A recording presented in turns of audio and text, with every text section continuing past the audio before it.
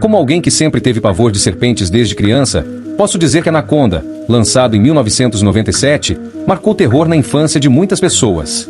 Esse longa-metragem não apenas ajudou a consolidar o gênero de suspense envolvendo cobras, mas também despertou tanto fascínio quanto temor pela enigmática floresta amazônica. Não importa quantas décadas se passem, essa obra continua valendo a pena ser revisitada. A trama se inicia ao anoitecer, às margens do rio Amazonas. Um homem, visivelmente apavorado, grita por ajuda, mas seu pedido ecoa no vazio. Subitamente, um ruído estranho se propaga do fundo da embarcação. Ele logo percebe que está em perigo. Os pequenos animais... Algo colossal atinge a parte inferior do barco com tamanha força que atravessa as tábuas de madeira. Desesperado, ele escancara a porta e sobe correndo para o topo da embarcação. O som da criatura o persegue, mas sua origem permanece invisível. Em um ato de puro pavor, ele escala até o ponto mais elevado, percebendo, então, que não há mais saída. Convencido de que não sobreviverá e temendo ser devorado pela fera, ele toma uma decisão extrema, dispara contra a própria cabeça. A cena então se desloca para a lenda dos enigmáticos Chirichama, um povo indígena que, supostamente, vive isolado na floresta tropical. Eles cultuam as temidas anacondas como entidades protetoras. O cientista Dr. Steven Kali demonstra grande interesse por essa narrativa, enquanto a cineasta Terry Flores enxerga nisso a chance perfeita para filmar um documentário e trazer essa cultura ancestral para o conhecimento do mundo moderno. Assim, ambos organizam uma expedição composta por 7 membros e partem rumo ao interior da Amazônia. A bordo de um barco envelhecido, seguem viagem em busca desse lendário povo.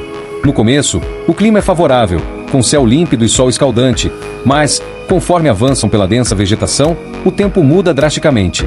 Uma tempestade violenta se aproxima.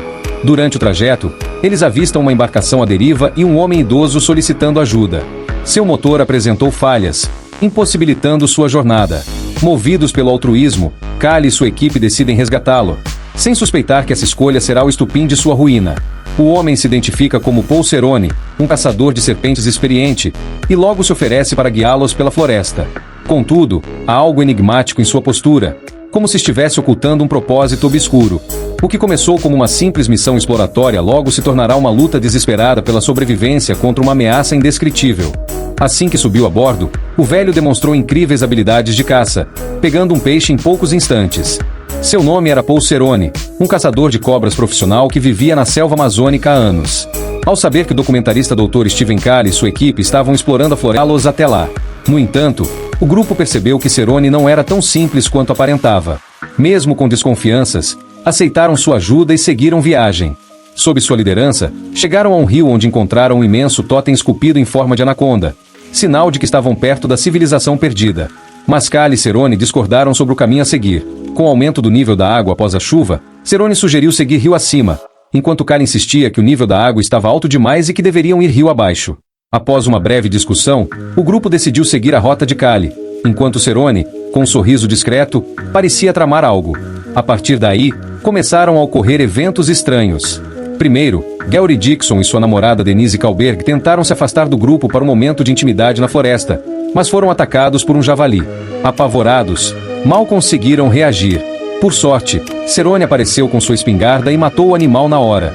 Arrastando o javali para o barco, ele advertiu a todos para não saírem à noite, o que parecia uma tentativa de assumir o comando da expedição. No dia seguinte, a viagem continuou. O grupo estava animado, jogando cartas, quando de repente uma corda se enroscou na hélice do barco, causando uma forte sacudida e forçando a embarcação a parar. Kali prontamente mergulhou para resolver o problema, mas Cerrone, do convés, esboçou um sorriso sinistro. Assim, ela ignorou o alerta e concordou com Cerrone. Sem saber, estavam caindo em sua armadilha. Após navegar por vários quilômetros, depararam-se com uma cerca bloqueando o caminho. Furiosa, Terry confrontou Cerrone, que alegou que a barreira havia sido construída recentemente e sugeriu explodi-la com dinamite. Ela hesitou, acreditando que havia um motivo para aquela cerca estar ali, mas Cerrone insistiu. Se não a destruíssem, perderiam 2 dias. Sem alternativas, aceitaram sua proposta. A explosão abriu passagem, mas causou um desastre. A maior parte do combustível caiu no rio e inofensivas.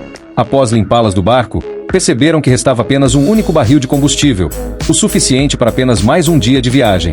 Cerrone então sugeriu uma parada em um de seus antigos esconderijos, alegando que lá poderiam encontrar mais combustível.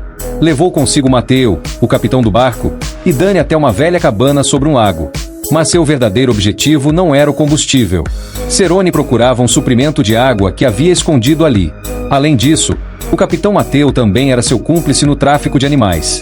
No entanto, esse homem havia tirado a própria vida antes. Cerone, querendo eliminar Mateu para assumir o controle do barco, instruiu Dani a ajudá-lo a carregar uma caixa, deixando Mateu para trás. No momento em que Mateu tentou voltar sozinho para o barco, acabou escorregando e caindo na água. Tudo o que pôde fazer foi observar, com um olhar desesperado, seus companheiros se afastando. Nos instantes finais, ouviu o terrível estalo de seus próprios ossos se partindo. Em menos de um minuto, a serpente monstruosa concluiu seu ataque e desapareceu no rio. A bordo do barco, os tripulantes logo perceberam que Mateu, o piloto, ainda não havia retornado. Dani chamou por ele em alto e bom som, sem imaginar que o homem já havia sido devorado pela criatura. Como ele não dava sinal de vida, Dani decidiu voltar para procurá-lo. Denise, preocupada, sugeriu que Cerone o acompanhasse, mas ele recusou friamente. Ficava claro que Cerone já suspeitava que Mateu não tinha mais salvação. Sem outra opção, Dani respirou fundo e seguiu sozinho. Ele procurou por todos os lados, mas não encontrou rastro algum do piloto, apenas sua lanterna caída. Retornou ao barco sem entender a situação, mas Cerone logo revelou a verdade de maneira chocante. Ele atirou uma imensa pele de cobra aos pés do grupo. Dani e os outros ficaram paralisados. Como poderia haver uma serpente tão colossal ali? Cerone, no entanto, explicou que descobriu aquela pele 3 anos atrás, o que significava que a criatura havia crescido ainda mais desde então. Além disso, ele revelou que o barco abandonado que encontraram antes pertencia a um homem que foi devorado pela anaconda.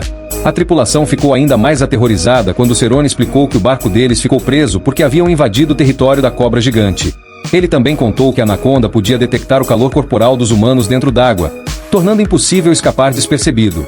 Não adianta procurar por Mateu, ele já está dentro da serpente. Para Cerone, no entanto, capturar um animal desse tamanho poderia render uma fortuna milionária. Denise, cética, não acreditou em nenhuma de suas palavras e decidiu esperar até o amanhecer. Se Mateu não retornasse até lá, então eles partiriam. Cerone não se opôs, pois tinha outros planos em mente. Mais tarde, Gellry se aproximou de Cerone e propôs uma aliança. Os dois firmaram um acordo. Gellry ajudaria a capturar a anaconda em troca de uma parte do lucro. No dia seguinte, como Mateu continuava desaparecido, a expedição seguiu os demais a participarem da caça, mas ninguém aceitou correr um risco tão grande. Revoltado, Dani decidiu expulsar Cerone e Gellry do barco. Percebendo que a diplomacia não surtiria efeito, Cerone partiu para a agressão. Com a ajuda de Gellry, ele rapidamente dominou os outros tripulantes e assumiu o controle do barco, iniciando sua perigosa missão. Quando a noite caiu, Cerone preparou sua armadilha. Ele trocou a linha de pesca por cabos de aço, amarrando o macaco como isca. Em poucos instantes, algo enorme e assustador puxou a isca com violência, fazendo a corda vibrar intensamente. Cerone ficou em êxtase e começou a puxar a corda com toda a sua força. Poucos segundos depois, uma nave desapareceu na selva. A morte de Gellry deixou Denise devastada. Mas, para piorar, Cerone fingiu lamentar sua perda, tentando agir como se fosse um aliado.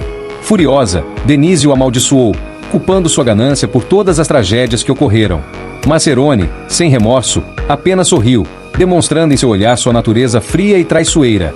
Agora que seu plano de capturar a anaconda havia fracassado, Cerone ficou furioso e começou a descontar sua raiva em todos a bordo. Ele os ameaçou, exigindo que o ajudassem a continuar a perseguição à cobra. Diante de um homem forte, armado e sem escrúpulos, ninguém teve coragem de se opor diretamente a ele. Mas continuar seguindo Cerone significava uma sentença de morte para todos. Terry, então, bolou um plano arriscado. Sabendo que Cerone tinha um fraco por ela, decidiu usá-lo contra ele. No meio da noite, vestiu-se de forma sedutora, passando um leve batom, e tentou seduzi-lo para ganhar vantagem. No entanto, Cerone, sendo astuto e desconfiado, percebeu suas intenções e não caiu na... Terry hesitou. No entanto, a situação rapidamente fugiu do controle. Quando Cerone acordou, já estava amarrado e indefeso. Foi então que Terry finalmente descobriu a verdade. Cerone não estava apenas atrás da anaconda por acaso. Ele era um caçador de serpentes, ganhando a vida capturando e vendendo cobras raras. Tudo havia sido um plano desde o começo. Ele envenenou o Dr. Steven Kali, manipulou o grupo para seguir o trajeto que ele queria e os levou até a cabana abandonada.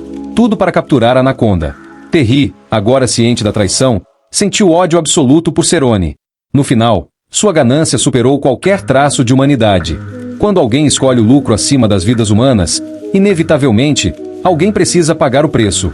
Após tudo o que aconteceu, o grupo desistiu de encontrar a lendária tribo Shirishama e decidiu voltar para casa. Mas, no meio da fuga, um erro de navegação fez o barco encalhar inesperadamente. Sem alternativa, decidiram amarrar uma corda a uma grande árvore para tentar puxar a embarcação para fora da lama. Enquanto Dani, Mateu e Vestrid estavam na água tentando prender a corda, Denise viu sua chance de se vingar de Cerone.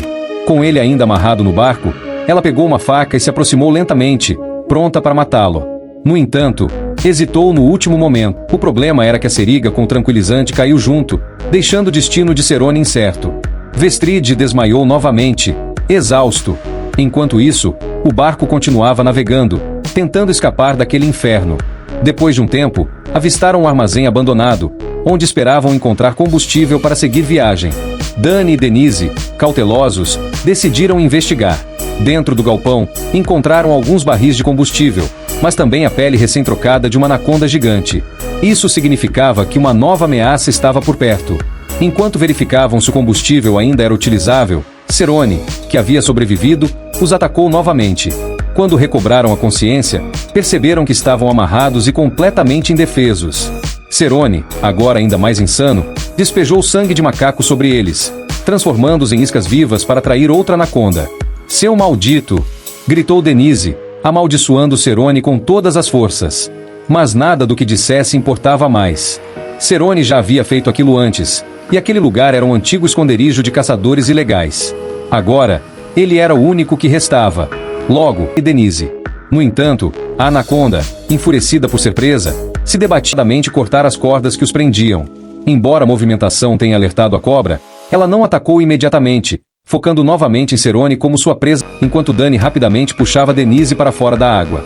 O perigo parecia ter passado, mas a anaconda, com sua incrível resistência, não havia morrido e ainda estava atrás de Denise. Felizmente, Dani agarrou o machado e desferiu um golpe certeiro na cabeça da serpente, finalmente matando-a e desfazendo a ameaça. No fim, os 3 sobreviventes, apesar de todo o terror e luta, conseguiram encontrar uma civilização perdida ao longo do imenso rio Amazonas, deixando para trás o pesadelo que enfrentaram.